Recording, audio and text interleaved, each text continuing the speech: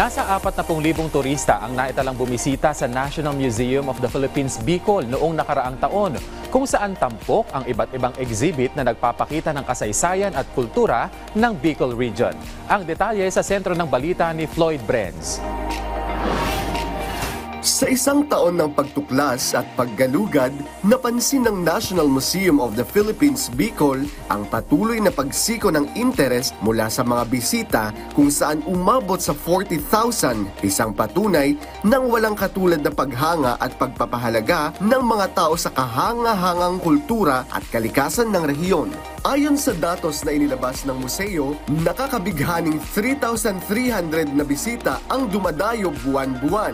Ngunit ang pinakamalaking dagsa sa mga tao ay noong Enero 2024 nang umabot ito sa 5,506 para saksihan ang mga kamangha-manghang exhibit ng Bicol. Isa sa mga tampok na exhibit ay ang Bicolandia, Land of Volcanoes na naglalaman ng mga botanical, zoological at geological specimens, mga bihirang uri ng halaman, hayop at mga fossil na nagpapakita ng kakaibang likas na yaman ng Bicol, kasama na ang mga aktibong bulkan na tumatagos sa puso ng bawat Bicolano. At syempre, hindi pwedeng mawala ang Bulkang Mayon, ang alon ng kalikasan na laging nagmamasid mula sa viewing deck ng museo. Isang tanawin na hindi lang magpapabilib sa iyo, kundi magbibigay ng kakaibang kilig at respeto sa likas na ganda ng Bicol.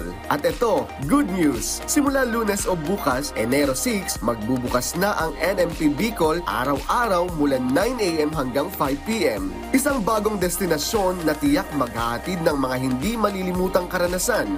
Isang paglalakbay na magpapaalala sa atin ang kahalagahan ng ating kalikasan at kultura. Kasama si Gary Carillo ng Radyo Pilipinas Albay, Floyd Brenz, para sa Pambansang TV sa Bagong Pilipinas.